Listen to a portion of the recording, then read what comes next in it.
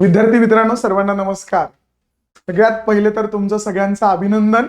तुम्ही राज्यसेवेचा मुख्य परीक्षेचा मुख्य अडथळा पार करून ती क्लिअर करून मुलाखतीला पोहोचलेले आहात.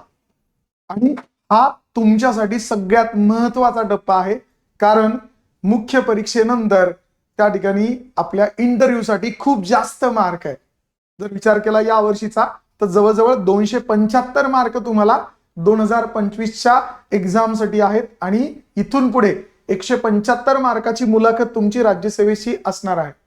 युपीएससीचा विचार केला तर युपीएससीची 275 मार्काची मुलाखत तुमची आहेच आहे, किंवा फॉरेस्ट्री असेल किंवा इतर ज्या काही एक्झाम आहेत तिथे सुद्धा मुलाखत हा टप्पा मुख्य परीक्षा पार केल्यानंतर खूप महत्वाचा आहे, जो तुमचा डिसाइडिंग फॅक्टर आहे. तुम्ही लिस्टमध्ये असणार किंवा नसणार, किंवा आपण असं म्हणूया तुम्हाला क्लास 1 पोस्ट मिळणार का क्लास 2 पोस्ट मिळणार, या सगळ्या गोष्टींसाठी हा मुलाखतीचा किंवा इंटरव्ह्यूचा जो टप्पा आहे तो महत्वाचाच आहे. आणि मग याची तयारी, याची सुरुवात कुठून केली पाहिजे किंवा याच्यामध्ये नेमकं काय तयारी केली पाहिजे हे लक्षात घेणं गरजेचं आहे. कारण बऱ्याचदा मुख्य परीक्षेचा निकाल लागल्यानंतर जो प्रिपरेशनसाठी मिळणारा अवधी आहे तो अगदीच थोडा असतो आणि त्यामुळं नेमकेपणाने तयारी करणं अपेक्षित आहे. आयोगाच्या पॅनलला नेमकं तुमच्याकडून काय उत्तर अपेक्षित आहेत किंवा कशावर तुम्ही तयारी केली पाहिजे, त्यातला एक महत्वाचा घटक आज आपण या लेक्चरच्या माध्यमातून बघणार आहे, ती म्हणजे तुमच्या एमपीएससीच्या किंवा युपीएससीच्या प्रोफाईलवरची तयारी, किंवा आपण असं म्हणूया तुमचा जो बायोडाटा आहे. आपल्या सर्वसामान्य भाषेमध्ये आपण त्याला बायोडाटा म्हणतो. आता ही जी तयारी असते ही आपण काय करतो, एमपीएससीला जेव्हा पूर्व परीक्षेचा फॉर्म भरतो त्या परीक्षेच्या फॉर्म मध्ये जी काही तुमची माहिती आहे तीच माहिती तुमची एमपीएससी कडे म्हणजे मुलाखतीच्या पॅनलकडे असते. मग या एमपीएससी प्रोफाईलवर तुम्ही तयारी कशी करणं अपेक्षित आहे हे आपण या लेक्चरच्या माध्यमातून त्या ठिकाणी पुढच्या 15 ते 20 मिनिटात बघणार आहे. जास्त वेळ मी तुमचा घेणार नाही, कारण तुमच्यासाठी वेळ खूप महत्वाचा आहे. नेमकेपणाने तुमची प्रोफाईलची तयारी कशी करायची याची चर्चा आपण या लेक्चरमध्ये करणार आहोत. त्यामुळं जास्त वेळ न घालवता आपण सुरुवात करूया. सगळ्यात महत्वाची गोष्ट लक्षात घ्या, जो काही तुमचा इंटरव्ह्यू आहे तो 360 डिग्री मध्ये, म्हणजे इच अँड एव्हरी क्वेश्चन त्या ठिकाणी जो तुम्हाला येणार आहे तो 100% तुमच्या प्रोफाईल किंवा बायोडाटाशी संबंधित येणार. पूर्णपणे त्या ठिकाणी काय होत आहे, तुमची एमपीएससी युपीएससीची पूर्ण मुलाखत तुम्ही तुमच्या प्रोफाईल मध्ये काय भरलंय, काय त्या ठिकाणी मेन्शन केलंय, त्याचे कीवर्ड त्या पॅनलच्या समोर येतात आणि त्या कीवर्डला धरूनच तुम्हाला पॅनल कडून प्रश्न विचारले जातात. जेवढ्या मी मुलाखती दिल्या तेवढ्या प्रत्येक मुलाखतीला माझी मुलाखत ही पूर्णपणे माझ्या प्रोफाईलशी फिरत होती. जे काही प्रश्न आले त्या प्रश्नांचा जर संदर्भ बघितला किंवा तुम्ही जुने ट्रान्सक्रिप्ट जरी बघितले, तुम्हाला एक कायम गोष्ट दिसेल, विद्यार्थ्याला सुरुवातीला प्रोफाईलवर प्रश्न आलाय, त्या प्रोफाईलवरती आलेल्या प्रश्नाचं उत्तर दिल्यानंतर त्याच्यातून सब क्वेश्चन्स तयार झाले. त्यामुळं आपल्याला आपल्या प्रोफाईलवरती 100% खूप छान तयारी करायची आणि ती कशी करायची, त्याची दिशा काय असली पाहिजे, कशावर कॉन्सन्ट्रेट केलं पाहिजे ते आपण इथे बघणार आहे. त्यामुळं जो काही तुमची मुलाखत आहे ती पूर्णपणे या बायोडाटाशी संदर्भाने तुमची फिरत असते किंवा एमपीएससीच्या प्रोफाईलवरती तुमची फिरत असते, कारण त्यांच्याकडे तुमची प्रोफाईल असते. हा एक मी तुमची शंका दूर करतो, तुमच्या प्रोफाईलवर स्वतंत्र त्यांनी प्रश्न काढलेले नसतात. हा त्यांच्याकडे कागद स्वतंत्र असतो ज्याच्यावर सर्वसाधारण सगळ्या कॅन्डिडेटला विचारण्यासाठी एक प्रश्नांची लिस्ट असते. तुमच्या ग्रॅज्युएशनवर स्वतंत्र लिस्ट त्यांच्याकडे असते, तुमच्या इतर गोष्टींच्या बाबतीतली पदांच्या संदर्भातली लिस्ट त्यांच्याकडे असते. प्रोफाईल तुमची वेगळी गोष्ट आणि बाकी पदांविषयी माहिती असेल किंवा तुमच्या त्या ठिकाणी ग्रॅज्युएशनचे टेक्निकल प्रश्न असतील याच्यावरती स्वतंत्र त्यांच्याकडे पूर्णपणे प्रश्नावली तयार असते. त्या अनुषंगाने आपल्याला त्या ठिकाणी प्रोफाईलचा आधार घेऊन मला काय प्रश्न विचारला जाऊ शकतो याच्यावर तयारी करणं अपेक्षित आहे. जर तुम्ही एमपीएससीची प्रोफाईल बघितली तर तुम्हाला एक गोष्ट ऑब्झर्व होईल, ती आपण एक 5 ते 6 गटांमध्ये विभागू. पहिला जो घटक आहे त्याच्यामध्ये आहे नाव, बरोबर की नाही. तुम्ही प्रिलियमला जेव्हा फॉर्म भरता तेव्हा तुम्ही काय करता, त्या ठिकाणी तुमचं नाव टाकता, डिटेल्स, ठीक आहे, आधारवरचं नाव किंवा 10वीच्या मार्कशीटवरचं नाव. आता एक चांगली गोष्ट आहे की या नावावरती शक्यतो प्रश्न येत नाही, कारण नाव आयडेंटिटी तुमची डिस्क्लोज होत नाही. आपल्या एमपीएससी आयोगाने काय केलंय, टोकन सिस्टीम त्या ठिकाणी कन्सिडर केलेली. मग टोकन सिस्टीम असल्यामुळे तुमचं नाव त्यांना माहित नसतंय.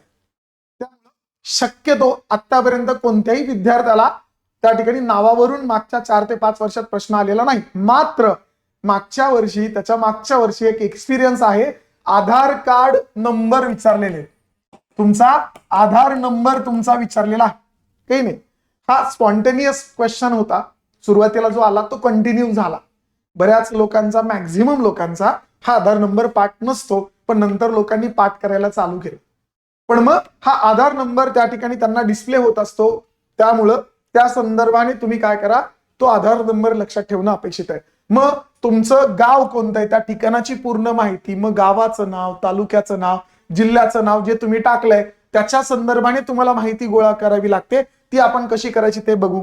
तुमची एज्युकेशनल बॅकग्राऊंड, शैक्षणिक पार्श्वभूमी याच्यावर तुम्हाला तयारी करावं लागणार आहे, किंवा अतिरिक्त तुमच्या हॉबीज वगैरे ज्या असतील, ज्या तुम्ही तिथे मेन्शन्स केला असेल, किंवा इतर अचिव्हमेंट्स असतील, तुम्ही काही स्पर्धेमध्ये भाग घेतलाय, वक्तृत्व स्पर्धा आहे किंवा इतर कोणती स्पर्धा आहे याच्यामध्ये भाग घेतलाय, विनर झालाय, तुम्ही ते मेन्शन केलाय तुमच्या स्पेशल अचिव्हमेंट्स मध्ये, त्याच्याबद्दल तुम्हाला तयारी करावी लागणार आहे. आणि जर तुमचा नोकरीचा अनुभव असेल, त्या नोकरीची तुम्हाला त्या ठिकाणी पूर्ण डिटेलमध्ये माहिती घ्यावी लागणार आहे आणि त्याची तयारी तुम्हाला करावी लागणार आहे. मग त्याच्यावर प्रश्न कसे येऊ शकतात, त्याचं उत्तर काय द्यायचं, त्याच्यात कोणते मुद्दे असले पाहिजेत, त्या मुद्द्यांचा प्रेफरन्स माझा काय असला पाहिजे, या अनुषंगाने तुम्हाला तुमच्या पूर्ण प्रोफाईल वरती तयारी करावी लागणार आहे. एक एक कीवर्ड पकडायचा आहे आणि त्या कीवर्ड वरती तुमची माहिती तयार करायची, त्याचे प्रश्न तुम्ही तयार करायचे आणि त्याची उत्तरं प्रेफरन्स वाईज त्या ठिकाणी तयार करायची आहेत.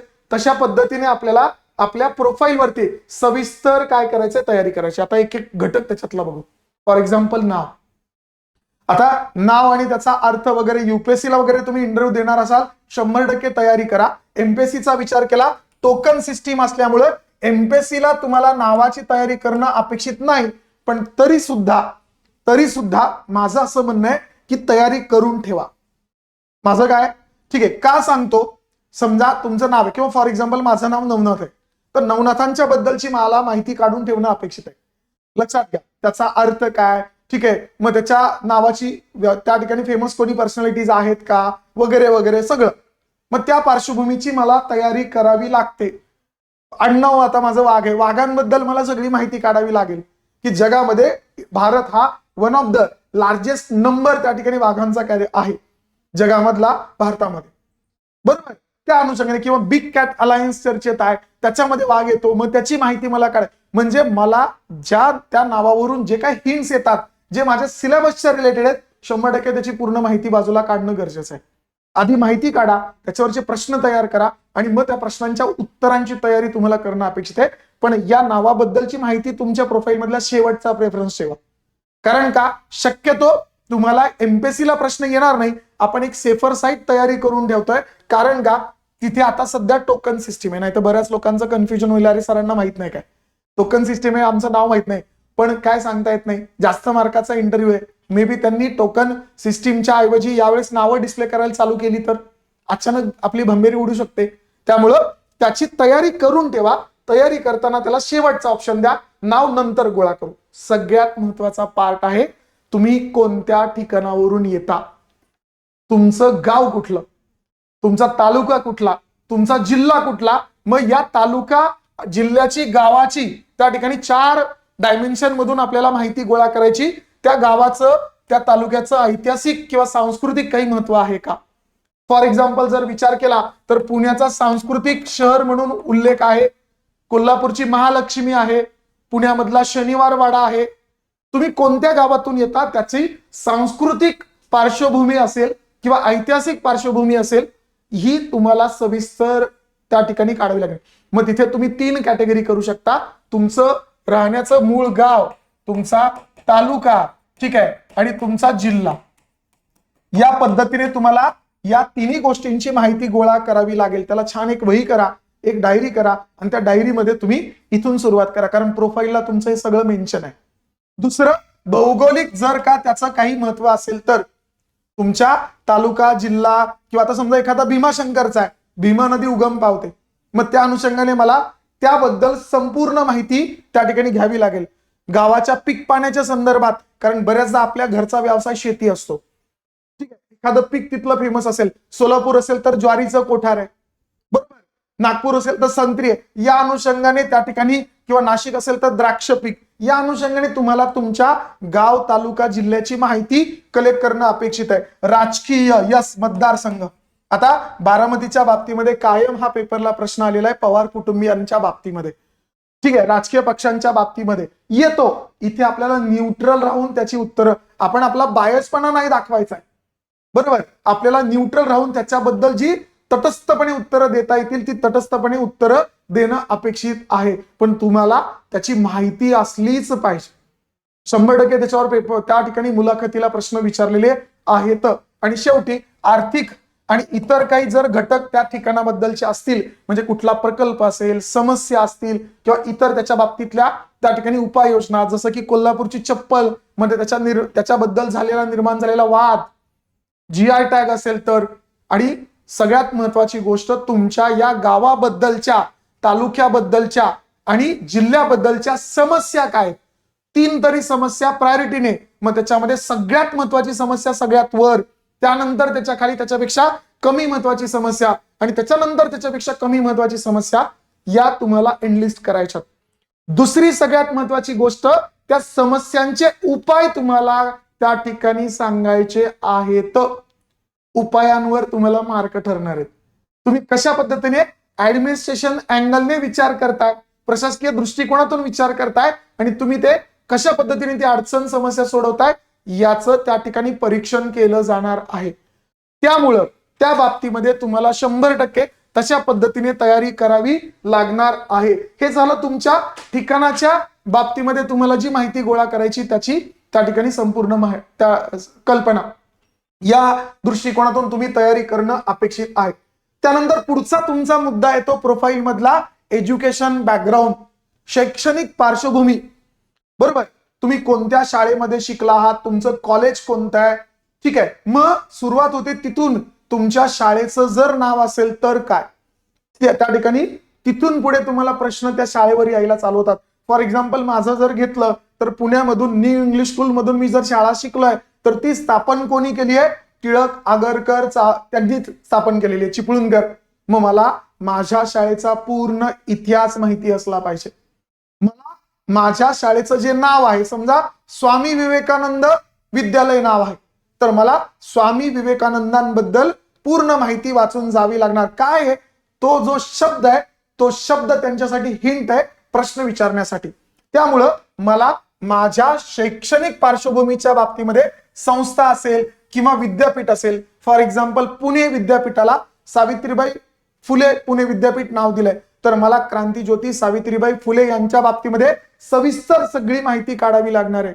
शाळेचं बोधवाक्य काय होतं, नावाच्या मागचा इतिहास काय, जसं की SP कॉलेज पुण्यातलं फेमस आहे, सर परशुराम भाऊ असं नाव आहे. मग ते कोण होते बाबा सर परशुराम भाऊ, का त्यांचं नाव दिलं गेलंय, या पद्धतीने मला माझ्या शाळेची, शाळा महाविद्यालय किंवा विद्यापीठातून नावातून जे काही निर्माण होणारे प्रश्न आहेत ते मला त्या ठिकाणी तयार करायचे. बोधवाक्य, विद्यापीठाचं किंवा शाळेचं कॉलेजचं बोधवाक्य काय, त्याचा अर्थ काय, ते कशासाठी स्वीकारलं गेलंय, किंवा त्या अनुषंगाने जर नाव तुमच्या शाळेच्या त्या ठिकाणी ह्याच्यामध्ये येत आहे कुठलंही, तर त्या नावाबद्दलची ऐतिहासिक पार्श्वभूमी किंवा कुठलाही तो व्यक्ती असेल त्याच्याबद्दलची इत्थंभूत माहिती आपल्या अभ्यासाच्या दृष्टिकोनातून तुम्हाला गोळा करावी लागेल. मग त्याचे प्रश्न तयार करा, त्याचे उत्तर शोधून ठेवा, कारण जर तुम्हाला त्याच्यावर प्रश्न आला 100% त्या ठिकाणी देता आला पाहिजे. या अनुषंगाने एज्युकेशन बॅकग्राऊंडची तयारी तुम्हाला करायची आहे. पुढे पदवी विशेष त्या ठिकाणी रस असतं. पॅनलला सगळ्यात जास्त प्रश्न आपल्याला कशावर येतात, जर तुमचं ऑलरेडी सिलेक्शन झालेलं असेल तर ते जास्त पदवीकडे जाणार नाही. फॉर एक्झाम्पल तुम्ही PSI म्हणून सिलेक्ट झालेला आहात आणि आता तुम्हाला त्या ठिकाणी प्रश्न जे येणार आहेत ते PSI बद्दल येणार आहेत. जर तुम्हाला याच्या आधी कुठलीही पोस्ट नाही, तुम्ही फ्रेशर आहात, ठीक आहे, तर 100% तुम्हाला तुमच्या ग्रॅज्युएशनवर प्रश्न येणार. तुम्ही मेकॅनिकल इंजिनियर आहात, मेकॅनिकल इंजिनिअरिंगचे जे प्रश्न आहेत ते तुम्हाला 100% येणार. तुम्ही जॉग्राफीमध्ये ग्रॅज्युएशन केलंय किंवा इकॉनॉमिक्स मध्ये केलंय, तुमच्या विषयातल्या बेसिक संकल्पना ज्या सर्वसामान्य माणसाला, सर्वसामान्य अधिकाऱ्याला त्या ठिकाणी माहीत असतील किंवा डे टू डे लाईफ मध्ये ते फेस करत असतील त्या गोष्टी ते विचारतात. फॉर एक्झाम्पल मेकॅनिकल इंजिनिअरिंग आहात तर त्या ठिकाणी एमपीएससी रूम मध्ये असलेला फॅन त्याचं वर्किंग सांगा, एसी त्याचं वर्किंग सांगा, बरोबर. आयसी इंजिन किंवा सीआय इंजिन मधला फरक सांगा, ऑटोमोबाईल त्याच्याशी रिलेटेड आहे. या पद्धतीने तुम्हाला तुमच्या ग्रॅज्युएशनवर प्रश्न येतात. मग तुमच्या महत्वाच्या संकल्पना असतील किंवा पॉलिटिकल सायन्स असेल ऑप्शनल, आता समजा जर विचार केला त्या अनुषंगाने त्याचे सिद्धांत किंवा विचार आणि त्या विषयाच्या संदर्भातल्या चालू घडामोडी. मेकॅनिकल इंजिनिअर आहे तर सीएनजीचा प्रश्न येणार, बरोबर. इथेनॉलचा प्रश्न येणार, E20 जी काही पॉलिसी आहे ती, बरोबर. इलेक्ट्रिकल व्हेकल मध्ये जे काही त्या ठिकाणी मोठ्या प्रमाणावरती सध्या स्कोप आहे किंवा वाढत चाललंय त्याच्यावरती तुम्हाला प्रश्न येणार. मग बॅटरीचा मटेरियल कोणता वापरतात, lithium ion battery, dry cell battery, मग त्याचं इम्पोर्ट होतं का किंवा भारतात निर्माण होतं का, व्हॉट एव्हर. मला इंटरव्ह्यूला प्रश्न आले होते. मग तुम्हाला तुमच्या ग्रॅज्युएशनवर पदवीवरती एक सेपरेट सेक्शन करून तुम्ही एक नावाचा सेक्शन करताय, एक तुमच्या गावाचा सेक्शन करताय, तिसरा तुम्ही तुमच्या शाळा, तुमचं महाविद्यालय, तुमचं विद्यापीठ त्याचा एक सेक्शन करताय, पुढचा तुमच्या पदवीचा एक सेक्शन करताय आणि त्याच्यामध्ये ही सगळी माहिती तुमच्या प्रोफाईलवर गोळा करताय. हा प्रत्येकाच्या ग्रॅज्युएशन नुसार ते वेगळं वेगळं असणार आहे. या पद्धतीने तुम्हाला ती सगळी माहिती आणि त्याच्यावर एक्सपेक्टेड क्वेश्चन्स तयार करायचे आणि त्याची उत्तरं तयार करायची आणि ती स्पॉन्टेनियस असली पाहिजेत, अशी वाटली पाहिजेत. रट्टा वाटता कामा नये. पाठ करू नका, फक्त मुद्दे काढा, फक्त मुद्दे काढा. लक्षात ठेवा. पुढचा, आता तुम्ही जे ग्रॅज्युएशन केलंय त्या ग्रॅज्युएशनचा प्रशासनात उपयोग काय, हा प्रश्न जर तुम्ही आधी कुठल्या पोस्टवर सिलेक्ट नसाल, प्रेशर असाल, तुम्हाला येणार आहे. फॉर एक्झाम्पल मला माझ्या 4 इंटरव्ह्यू मध्ये प्रत्येक वेळी हे विचारलं गेलं की सांगा तुमच्या मेकॅनिकल इंजिनिअरिंगचा प्रशासनामध्ये उपयोग काय. लक्षात घ्या. त्याच्यामुळं या पद्धतीने तुम्हाला तुमच्या पदवीचा वापर तुम्ही प्रशासनामध्ये कसा करू शकता या प्रश्नाचं उत्तर तुम्हाला 100% तयार करून ठेवायचं आहे.